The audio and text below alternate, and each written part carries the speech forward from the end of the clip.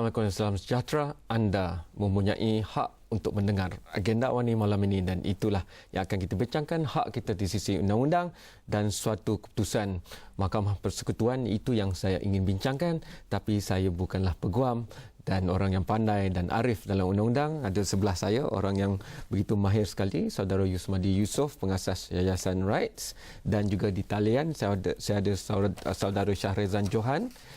Mungkin saya nak pergi dengan Saudara Syahrezan Johan dahulu kerana beliau perlu bergerak lebih awal keluar daripada diskusi ini. Saudara Syahrezan, Assalamualaikum. Ya. Waalaikumsalam. Saudara Syahrezan, tolong beritahu kepada kami di sini, kerana kami taklah blogger yang begitu hebat dalam undang-undang seperti Saudara Syahrezan. Mungkin kenapa pentingnya rakyat Malaysia mengetahui tentang penghakiman yang dibuat dalam keputusan Mahkamah Persekutuan baru-baru ini? Terima kasih ya. Okey. Pentingnya keputusan Mahkamah Persekutuan semalam adalah dari segi praktikalnya, yang bermaksud lebih ramai orang mempunyai kelayakan atau dalam bahasa undang-undang locus standi untuk membawa tindakan undang-undang atau tindakan guaman dalam kes-kes kepentingan awam atau apa yang kita panggil public interest litigation. Sebab ujian untuk menentukan sama ada seseorang itu mempunyai kelayakan atau locus standi untuk membawa satu kes untuk mencabar satu undang-undang atau mencabar satu tindakan kerajaan contohnya, telah diluaskan. Jadi kalau di bawah satu kes Supreme Court, yang mana kes itulah Lim Kit Siang lawan UEM, dalam kes tersebut ia menyatakan bahawa ujian untuk menentukan sama ada seorang itu mempunyai locus standi adalah sama ada haknya terganggu atau dinafikan dengan tindakan kerajaan itu. Tetapi bila kita lihat dengan keputusan yang terbaru ini, ujian itu telah diperluaskan, dan apa yang perlu ditunjukkan kepada mahkamah untuk memenuhi kehendak locus standi itu adalah bahawa orang yang membawa kes tersebut ataupun litigan tersebut mempunyai satu kepentingan yang benar, kepentingan real interest, ataupun kepentingan yang genuine, ataupun satu kepentingan yang bukan diada-adakan atau kepentingan yang asli. Jadi sebab itulah keputusan semalam adalah satu keputusan apa yang dipanggil landmark decision dalam senario guaman. Saudara Syahrezan, apa maksudnya bagi orang biasa macam saya ni yang bukan tiap-tiap hari pergi ke mahkamah dan sebagainya? Okey, maksudnya secara kalau nak mudahlah satu apa panggil contoh yang mudah. Kalau dulu kalau nak cabar satu undang-undang contohnya, kalau kita nak kata satu undang-undang itu tidak mengikut perlembagaan, kita kena tunggu undang-undang itu digunakan ke atas kita. Contohnya kita kena dakwa atas undang-undang itu, ataupun hak kita dinafikan oleh undang-undang tersebut. Tapi sekarang, katalah ada satu undang-undang yang digubal oleh Parlimen dan kita rasa sebagai seorang rakyat Malaysia, kita rasa undang-undang itu tidak memenuhi keperluan perlembagaan contohnya, kita boleh bawa undang-undang tersebut kalau kita boleh tunjukkan bahawa kita memang ada kepentingan terhadap undang-undang tersebut. Jadi saya nak bagi contoh yang senang, kalau kita lihat Akta Perhimpunan Aman contohnya. Kalau Akta Perhimpunan Aman tu, kalau sebelum ni kalau rakyat biasa nak cabar kata tak ikut perlembagaan, kena tunggu didakwa dahulu di bawah akta tersebut. Tapi sekarang dengan keputusan ini tak perlu. Kita boleh tunjuk bahawa hak kita walaupun mungkin kepentingan itu tidak secara direct akan dijejaskan oleh undang-undang tersebut. Adakah Saudara Syahrezan mengandaikan bahawa selepas ini akan lebih banyak kes ke mahkamah atau bagaimana? Ya, saya memang menjangkakan bahawa lepas ini mungkin kita akan lihat lebih banyak kes-kes dibawa ke mahkamah dan lebih banyak tindakan guaman akan dibawa untuk mengkaji semula ataupun mencabar tindakan kerajaan ataupun undang-undang yang digubal oleh Parlimen. Terima kasih banyak Saudara Syahrezan. Kita mungkin akan berbicara lagi kalau Saudara Syahrezan ada masa untuk ke studio di episod lain. Sekian. Terima kasih kepada Saudara Syahrezan. Saya nak terus kepada Saudara Yusmadi dalam konteks ini. Seorang peguam tentunya akan melihat bahawa ini membuka banyak peluang. Tapi saya tahu Saudara Yusmadi juga suka bercakap tentang masyarakat sivil dan hak demokrasi, dan undang-undang tu biasanya tidak berdiri sendiri, tetapi niat dan roh undang-undang tu juga perlu dilihat sekali dalam konteks masyarakat keseluruhan. Jadi kalau saya minta Saudara Yusmadi pakai setengah saja topi peguam dan setengah lagi pakai topi yang mewakili masyarakat Malaysia itu, perihal pentingnya perkara ini. Ya, mungkin lebih banyak kes ke mahkamah, tapi mungkin lebih penting lagi mungkin undang-undang di negara kita atau penghakiman di negara kita sekarang lebih melihat ke arah rakyat dan bagaimana rakyat kepentingan yang dijaga dengan perubahan yang berlaku dewasa ini. Ya, terima kasih Saudara Kamarul. Saya mau melihat bagaimana perkara ini diletak dalam kerangka yang selalu saya katakan kerangka demokrasi, pembangunan dan rule of law, negara hukum. Kerana bagi saya undang-undang itu mestilah satu undang-undang yang berpijak atau hidup bernafas dalam realiti sosial. Dan realiti sosial itu mesti menggambarkan literasi perundangan dan juga keadaan pembangunan semasa. Ini penting kerana bagi saya untuk melakukan sesuatu pembangunan yang baik ataupun untuk melakukan satu perubahan yang baik, dia memerlukan dua pihak, it take two to tango. Contohnya memerlukan satu kepimpinan yang cerah mindanya dan juga rakyat yang cerah mindanya, maksudnya yang tahukan haknya. Di sini kes ini contohnya telah memberi ruang bahawa sekiranya seorang itu mempunyai satu hak yang benar, genuine interest, beliau boleh membawa ke mahkamah. Tetapi persoalannya di sini, adakah itu yang dimaksudkan oleh mahkamah? Saya mentafsir ada sedikit lagi untuk membezakan di antara yang genuine dan busybody. Di dalam masyarakat ini ada orang yang mengambil kesempatan. Tapi kita tidak mahu orang yang bersifat destruktif di dalam agenda demokrasi dan pembangunan. Sekiranya suatu undang-undang itu digunakan untuk memperkasakan rakyat, maju terus. Tetapi persoalannya di sini, mahkamah dalam kes itu saya melihat kenapa yang dibenarkan hanyalah MTUC, sebaliknya 12 ini tidak dibenarkan. Apabila saya melihat faktanya menunjukkan bahawa ada perkara-perkara yang dilakukan oleh MTUC, ada perkara-perkara yang tidak dilakukan oleh 12 yang lain. Dan yang diketengahkan ialah MTUC ada menulis surat, maksudnya meminta berurusan secara konstruktif. Jadi di sini saya ingin mengatakan, dalam pandangan saya ialah hak yang ada di sini ialah konstruktif haknya. Habis pegang segak frasa itu, kita bagi rehat yang pertama, tapi apabila kembali, genuine interest ataupun kepentingan yang benar itu, ataupun mempunyai satu keprihatinan yang tulen kepada sesuatu isu, itu agak subjektif untuk dibicarakan. Jadi bagaimana pandangan YB, kerap nak panggil YB kerana dulu selalu beliau sebagai seorang ahli politik. Tetapi saya tahu di balik pulau dulu pun Saudara Yusmadi mewakili pelbagai kepentingan rakyat di dalam bidang perundangan, dan kita nak melihat aspek itu malam ini. Bagaimana harus masyarakat sivil melihat pada perkara ini, itu kita bincangkan selepas ini.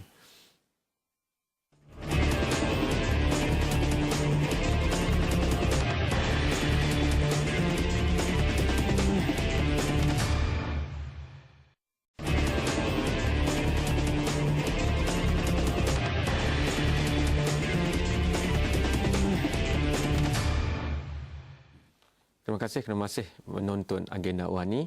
Saya jarang membicarakan tentang penghakiman dan keputusan mahkamah, tapi malam ini susulan kepada rayuan sivil nombor 01-F-03/2013/W dalam Mahkamah Persekutuan Malaysia, kurungan bidang kuasa rayuan itu, kerana dikatakan ada landmark judgement, dan itu berkaitan tentang definisi ataupun cara perundangan kehakiman melihat pada takrif locus standi ataupun standing ataupun hak.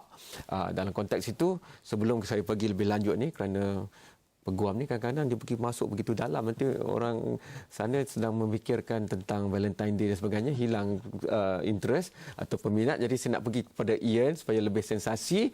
Mungkin dikini trending Ian boleh berikan apakah di bidang media sosial yang diperkatakan atau tidak diperkatakan tentang perkara ini.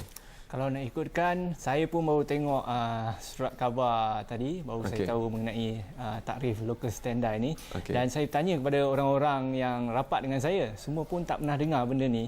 Jadi bila mereka baca surat khabar, baru mereka memahami, sedikit memahami apa dia konteks locus standi ataupun legal standing itu.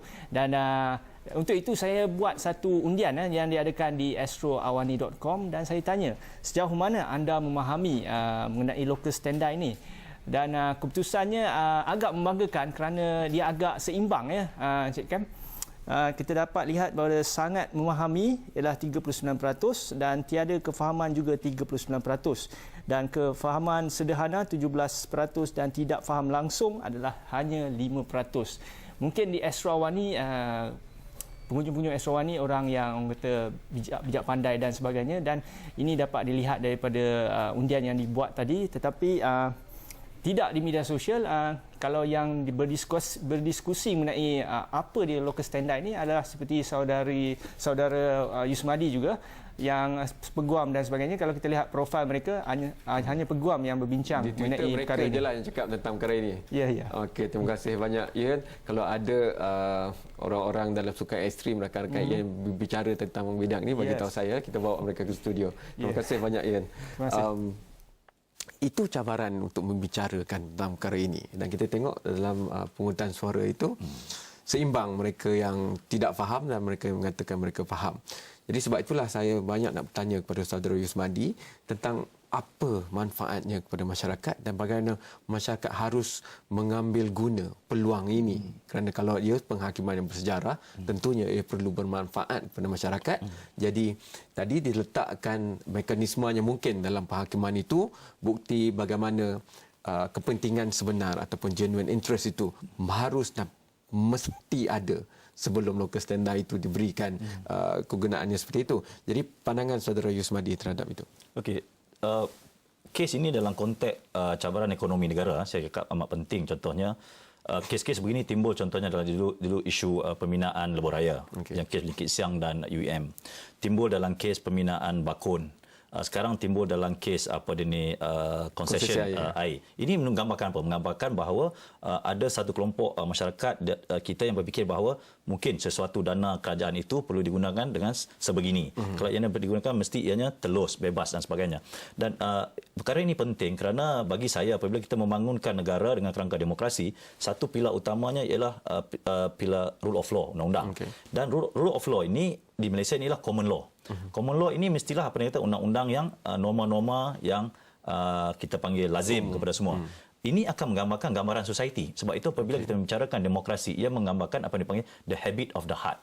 Maksudnya habit of the heart siapa? Masyarakat. Kalau habit of the heart hari inilah masyarakat yang mahukan satu pembangunan, satu politik yang bebas, tapi dia tak boleh menggunakan cara yang tidak betul. Cara yang mesti perundangan.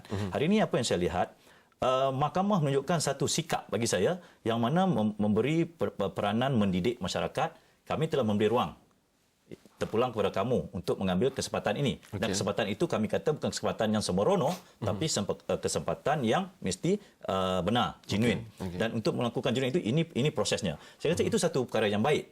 Jika dibandingkan harta di negeri seperti India, di Amerika, kita akan melihat ada orang yang contohnya seperti Ralph Nader di Amerika itu tidak pernah jadi presiden Amerika, tetapi terbukti sekarang bahawa isu-isu mengenai auto safety beliau yang paling banyak bawa ke mahkamah sehingga terbentuk naskah undang-undang yang menguntungkan rakyat. Jadi saya melihat hari ini rakyat perlu mengambil kesempatan ini melihat bahawa rupa-rupanya ada peranan undang-undang di dalam membangunkan masyarakat.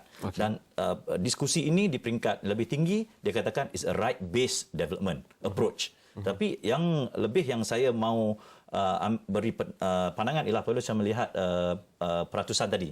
Maksudnya tadi itu literasi undang-undang kita selama 50 tahun lebih negara ini dibangunkan perlu dipeningkatkan, dan yang lebih penting di permulaan yang Kamarul katakan tadi, intention of the framer, niat penggubal, terutama di dalam keperlembagaan. Dan saya rasa di negeri-negeri yang lain perlembagaan itu bukannya naskah undang-undang. Ada yang kata naskah politik. Jadi ianya perlu dijadikan sesuatu yang lulus ujian common sense. Kita dan perlu difahami oleh semua. Kita rehat yang terakhir. Saya nak ambil itu, kalau dijadikan naskah politik itu kerana mungkin suhu politik sekarang tinggi dan banyak kali yang pergi ke mahkamah tu orang yang sama ada secara langsung atau tidak langsung berkait dengan politik. Jadi saya nak minta saudara Yusmadi keluar dari kepompong itu dan masuk ke dalam kepompong dan segmen ketiga ni. Kita nak lihat bagaimana nak buktikan kepentingan sebenar tu, kerana masih lagi bagi orang biasa itu mungkin MTUC mungkin dia memang organisasi yang dah lama, tapi kalau saya hanyalah seorang individu yang prihatin dengan apa yang sedang berlaku dalam negara dan masyarakat kita, mungkin saya tak ada rekod sejarah mempunyai perjuangan kepentingan seperti itu kita bincangkan selepas ini.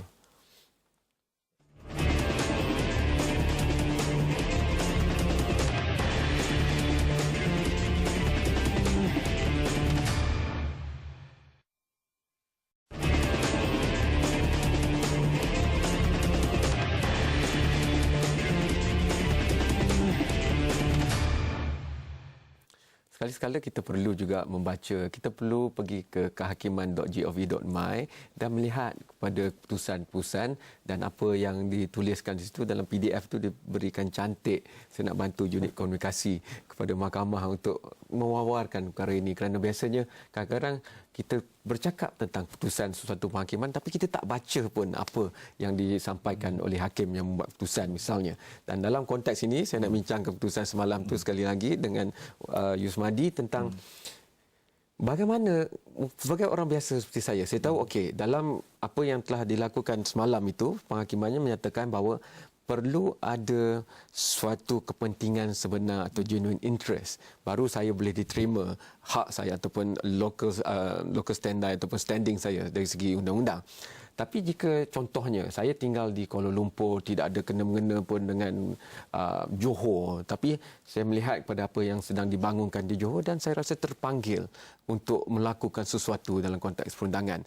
Bagaimana saya nak buktikan bahawa saya ada genuine interest ataupun kepentingan sebenar itu?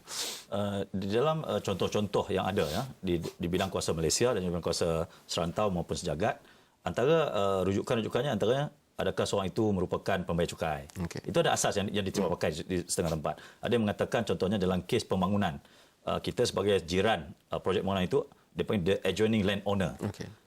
Tetapi kes ini memberi satu ruang bahawa tidak semestinya punya kaitan mengenai geografi, berkaitan mengenai kewangan, tetapi mengenai implikasi kepentingan tersebut. Okay. Juga punya ruang. Tapi persoalannya di sini, ruang tersebut bukan satu ruang yang saya katakan tadi, ruang yang kosong. Dia mesti diisi dengan gerak kerja yang konstruktif. Maksudnya, kita mesti melakukan satu perkara-perkara yang membuktikan bahawa kita selama ini memang secara konsisten, secara memang kita panggil bersungguh-sungguh, seperti surat dan sebagainya, menunjukkan bahawa kita ialah orang yang perjuangkan isu tersebut.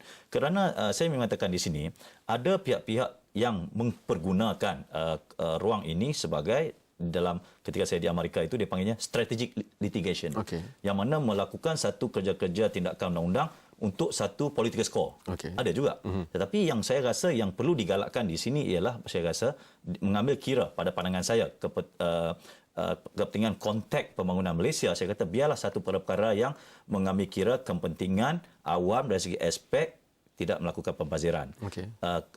Tata kelola ataupun urus takbir. Kerana bagi saya bagi contoh ya, ketika mana kes MTUC ni dibuat, keputusannya dibuat di Mahkamah Tinggi, hakim ketika itu buat keputusan bahawa hak ehwal air ini tidak termasuk di dalam OSA. Okay. Jadi itu bagi saya itu perkara yang besar untuk difahami. Kerana rakyat kata kalau OSA ini acara secara rasmi ini mestilah perkara-perkara yang sebagaimana. Ada yang mengandaikan kenapa air jadi rahsia. Okay. Tapi saya perlu memberi pendidikan juga, berkongsi rakan di sini. Ini ialah OSA inilah satu keputusan-keputusan yang dibuat oleh pihak administratif, pihak Pak Menteri, pihak pegawai kerajaan tertinggi dan sebagainya. Jadi saya mengatakan di sini, sekiranya kita merupakan satu masyarakat yang mendambakan Malaysia ini dibangunkan dengan satu kerangka pembangunan yang telus bebas, kita perlu bergerak ke arah itu. Tetapi kalau kita masih lagi, kita ini perlu ditakbir di dalam rejim yang secrecy. Kerana kita mungkin status quo-nya sebegitu. Tetapi ingin saya katakan di peringkat dunia, ketika saya di World Democracy Forum baru-baru ini, perbincangannya ialah, rejimnya ialah transparency is a security. Bukan secrecy is a security. Itu saya nak pergi. Ya, jadi itu pilihan-pilihan masyarakat. Itu mungkin pandangan Saudara Yusmadi dalam hal itu. Tapi jika saya lihat, masyarakat biasa bukanlah barisan pertama yang akan mengisi ruang yang terbuka ini. Yang akan mengisi ruang yang terbuka ini, yang paling langsungnya tentulah pihak peguam Dan apakah kapasiti keupayaan secara umumnya peguam-peguam kita untuk berfikir seperti yang dikatakan oleh saudara Yusmadi itu, kerana akhirnya bekerja untuk public good ataupun kepentingan awam ni tidak semestinya memberikan keuntungan dalam bentuk material maupun perkara-perkara lain, tapi ia perlu diwakili kerana jika penghakiman ini bersejarah, maka kita mahukan keputusan-keputusan bersejarah memihak pada awam selepas ini. Okey, saya ingin memetik kata-kata Allahyarham Hakim Harun Hashim, kebetulan pensyarah saya di universiti dulu. Dia kata suatu undang-undang itu mestilah lulus ujian common sense. Okay. Kita tidak mengatakan bahawa naskah undang-undang satu perkara yang teknikal sehingga kan tidak difahami oleh orang awam. Sebab itu saya rasa sekarang hari ini seperti yang dikatakan oleh Cik Kamarul tadi, literasi undang-undang itu mestilah bukan satu perkara yang asing. Dia mesti menjadikan gerak kerja sehebat gerak kerja ekonomi, sehebat gerak kerja sosial, kerana saya katakan tegaskan di sini, negara ini perlu dibina berdasarkan kerangka keperlembagaan.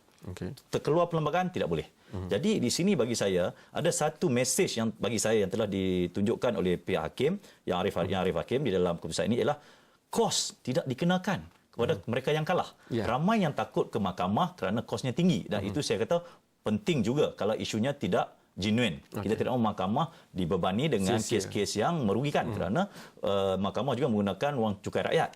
Tetapi di sini saya rasa apabila hakim membuat keputusan ini merupakan satu kepentingan yang genuine, yang benar. Saya tengok kos tidak dikenakan. Walaupun bayangkan kes dibawa daripada mahkamah tinggi, mahkamah rayuan dan mahkamah persekutuan didengar oleh 5 hakim. Saya membayangkan kalau interest kepentingan tidak tepat, saya rasa kosnya akan membebankan mereka-mereka ini. Betul. Tetapi saya melihat di sini apabila yang membawanya satu NGO yang bagi saya yang amat konsisten, NTUC hebat, dan juga yang dibawa oleh, saya boleh katakan di sini, sebenarnya saya mengucapkan tahniah kepada mereka ini. Kerana pengalaman saya sebagai seorang peguam juga untuk membawa satu kes yang kepentingan awam ini, kertas kerjanya, gerak kerjanya, dan kebetulan saya ucapkan terima kasih juga untuk tujuan rekod peguam-peguam yang terlibat tanpa menamakannya mereka, kerana untuk mereka secara sukarela membantu. Saya rasa ini satu perkara juga yang perlu sama-sama kita meraihkan oleh rakyat Malaysia. Terima kasih banyak kepada saudara Yusmadi. Terima kasih banyak kepada anda di ambang Hari Valentine ini mendengar tentang bagaimana ini boleh membuka lebaran baru bukan saja untuk generasi kita tapi menuju generasi masa depan pun, kerana saya rasa ini penghakiman bersejarah yang harus kita telusuri. Terus saja ke kehakiman.gov.my untuk melihat penghakiman yang dibuat, dan bawah itu ditandatangani oleh Yang Arif Datuk Hassan bin Lah, Hakim Mahkamah Persekutuan, mewakili 5 hakim yang bersidang untuk memberikan penghakiman ini. Sekian, selamat malam. Jangan lupa anda boleh hantarkan pandangan anda sendiri tentang perkara ini kepada pelbagai platform yang Astro Awal ni ada Facebook, Twitter, YouTube, Instagram dan sebagainya, atau muat turun aplikasi mudah alih iOS dan Android di mana anda boleh menonton agenda awal ni secara langsung. Sekian, selamat malam dan terima kasih. Thank you so much.